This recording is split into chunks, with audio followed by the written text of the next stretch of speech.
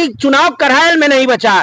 चुनाव अब 27 का होगा। चुनाव में आदरणीय अखिलेश यादव बड़ी मात्रा में जीतने जा रहे हैं। यादव भारतीय जनता पार्टी में गुलामी रूप में है, उसे मजबूर किया गया है, वो बंधा हुआ है या तो माया के जाल में या निजी स्वार्थ में। यादव के पास जातियां नहीं है, उन्होंने 100 नंबर दिया, 102 नंबर दिया, लैपटॉप दिया, कन्या विद्याधन दिया, बेरोजगारी भत्ता दिया, आगरा एक्सप्रेस वे दिया, इकाना स्टेडियम एकजुट होगा या युद्ध नहीं महायुद्ध होगा, क्योंकि अब पीडीए बहुत बड़ा। यादव जो बोला उसको गोली से मार दिया गया और यादव जाएगा वोट देने भाजपा को, और वो भी अंजेश के नाम पे गाली दे रहे हैं उनको। नमस्कार, आप सभी का स्वागत है। करहल में चुनावी दांवपेच के बीच में बीजेपी ने अनुजेश प्रताप यादव को तेज प्रताप यादव के सामने चुनावी मैदान में उतार करके लड़ाई को दिलचस्प बना दिया है।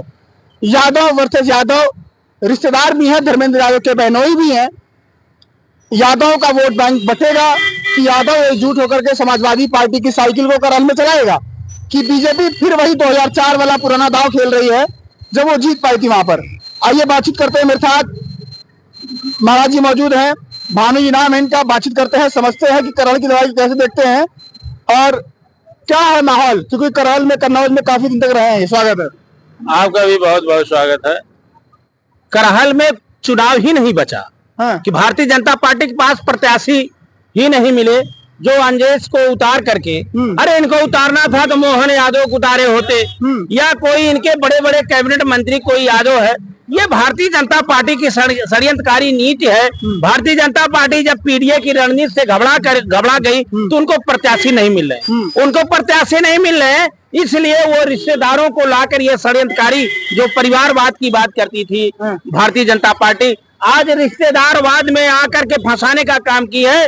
और ये मैं आपको बता दूं, ये करहल का मात्र चुनाव नहीं, ये चुनाव जो जितने उपचुनाव हो रहे हैं उत्तर प्रदेश और देश में, उसका एक सबसे बड़ा चेहरा है तो उसका नाम है अखिलेश यादव, जिन्होंने उत्तर प्रदेश में आधा देश में अपनी नीतियों के तहत पीडीए के रणनीति के तहत सबको ध्वस्त कर दिया। क्योंकि भारतीय जनता पार्टी हिंसा, जैसे करहल का चुनाव हो चाहे उपचुनाव हो, अब उपचुनाव से पहले बहराइच का हिंसा होता है और उसके बाद वहां से एक नारा होता है, नारा का होर्डिंग महाराष्ट्र से लेके अन्य प्रदेश में लगाया जा रहा है। क्यों? ध्यान भटकाने के लिए कि अग्निवीर पे बात ना हो, मणिपुर पे बात ना हो, चीन पे बात ना हो, नौजवानों के नौकरी पे बात ना हो, स्वास्थ्य पे बात ना हो, कोरोना पे बात ना हो।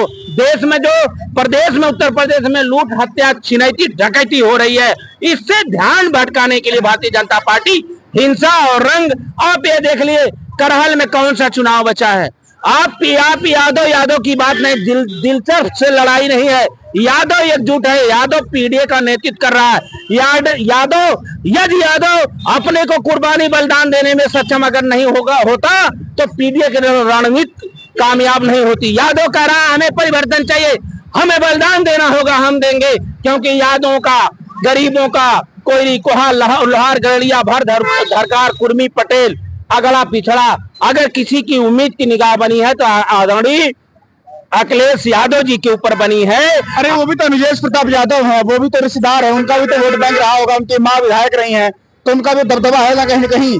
और बीजेपी का वोट बैंक मिलेगा, यादव कुछ कट गए तो बीजेपी की सीट निकल जाएगी। यादव कुछ, आप क्यों यादव कटेगा? कौन सा अंजेश ने ये ला करके हमारे यहाँ आजमगढ़, मैं आजमगढ़ से रहने वाला हूँ, वहाँ निरहुआ सांसद था, देवरिया में यादव के ऊपर बुलडोजर चल रहा था।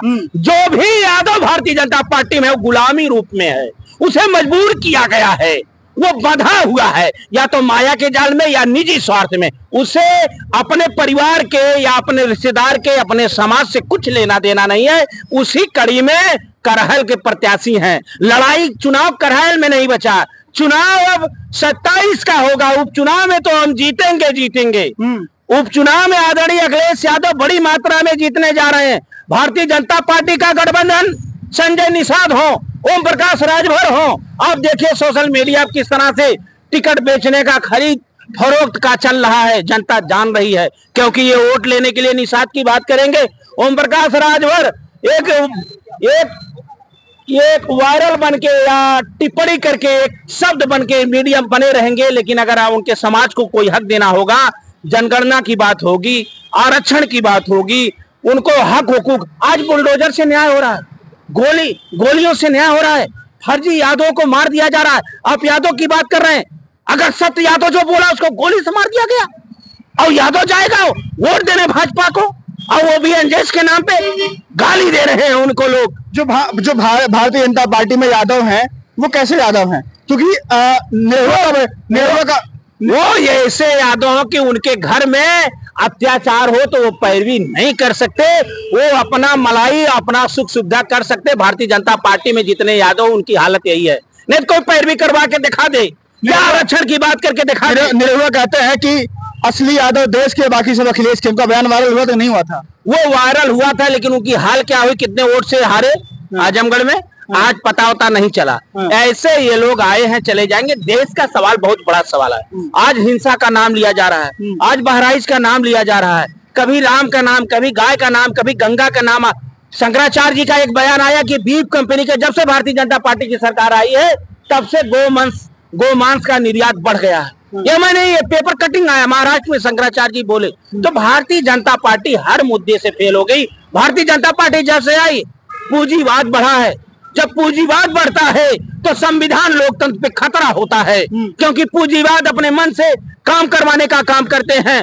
तो जब पूंजीवाद इस देश में हावी हो गया है, कुछ पूंजीपतियों के हाथ में ये देश चला गया है, इसलिए न यादव न कुर्मी न पटेल ने गड़रिया भर धरकार, जितने अल्पसंख्यक या अनुसूचित जात के लोगों का कोई कहीं ख्याल नहीं। अगर ख्याल और उनकी आवाज कोई बन के बोल रहा है, उनके दर्दों को कोई उठा के पार्लियामेंट के पटल पे कोई रख रहा है तो उसका नाम है अखिलेश यादव। विधानसभा में कोई अगर पटल पे रख रहा है तो समाजवादी पार्टी के लोग रख रहे हैं, क्योंकि ये लड़ाई गरीबों की, किसानों की। मैं देखता हूं गरीबों को मदद जिस तरह से अखिलेश यादव जी करते हैं, निरंतर करते रहते हैं। धन, और मैं आपको एक भविष्यवाणी बता दूं, आपको बता दूं, बड़े बड़े संत, बड़े बड़े सिद्ध पुरुषों ने भी मुझसे कहा और देखने में भी आया कि एक दिन अखिलेश यादव भावी प्रधानमंत्री बनेंगे।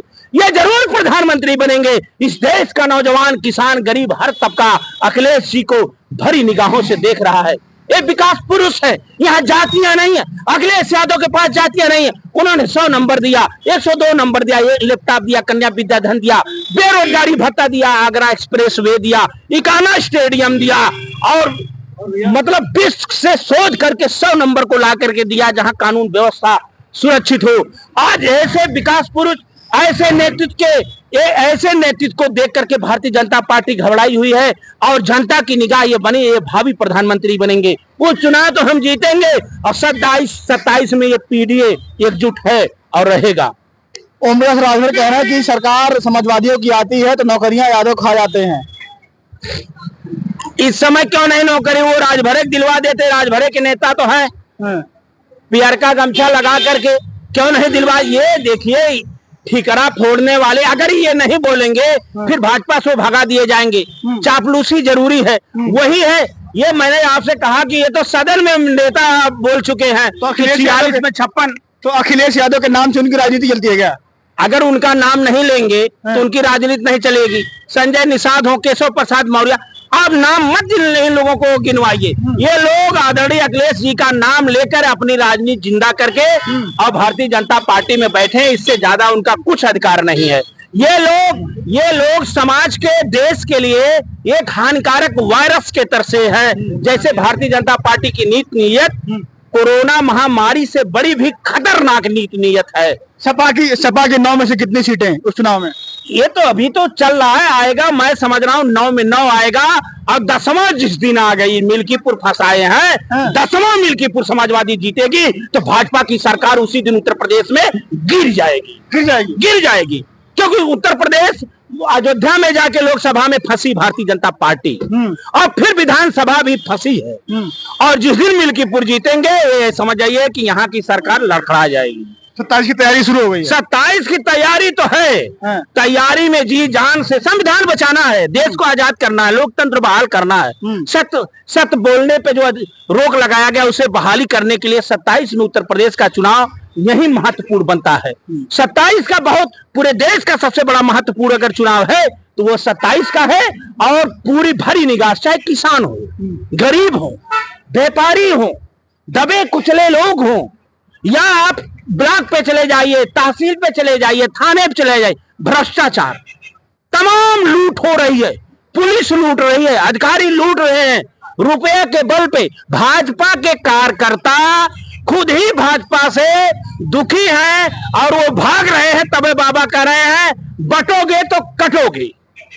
भाजपा योग कह रहे हैं, वो भाजपा ये कह रहे हैं कि बटोगे तो कटो, क्योंकि भाजपा कार्यकर्ता भाग रहे हैं, उनका काम हो नहीं रहा, उनकी सुनवाई हो नहीं रही है। भ्रष्टाचार नोटबंदी से लेकर के आज गांव तक पहुंच गई है कि भारतीय जनता पार्टी की नीति नियत के कारण भ्रष्टाचार, अत्याचार, लूट, बलात्कार, छिनैती। गांव में आप घूम के देखिए, गाय और भैंस चुरा ले जा रहे हैं चोर। इतनी बुलंद हौसला है, बेरोजगारी है, तबाही है। तो ये सबका श्रेय है भारतीय जनता पार्टी का। और भारतीय जनता पार्टी इन मुद्दों को भुलाना चाहती है। जब चुनाव आ जाता है, कहीं बहराइच के दंगा को लाएगी, कहीं ज्ञान यापी लाएगी, कहीं रामकृष्ण जन्मभूमि लाएगी, कहीं तमाम मुद्दों हिंदू मुसलमान का रंग देने का काम करेगी। लेकिन नौजवान, किसान, गरीब मजदूर ये जान रहा है कि महंगाई कितनी है, कितनी बेरोजगारी है, कितनी तबाही है।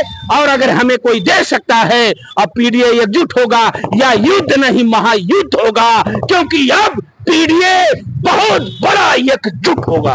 चलिए, मेरे साथ महाराज जी मौजूद थे, बातचीत हुई इनसे। करहल के चुनाव को लेकर के बातचीत हो रही थी कि अनुजेश प्रताप यादव, तेज प्रताप यादव, रिश्ता है आपस में, रिश्तेदारी है। देखना ये होगा कि करहल की लड़ाई में कौन जीतता है। बाकी और सीटें हैं उत्तर प्रदेश में, 9 सीटों पर चुनाव हो रहा है, मिल्कीपुर को रोक करके रखा गया है। सारी खबरें आपको दिखाएंगे। आप क्या सोचते हैं, मेरा देना मत भूलिएगा। नमस्कार।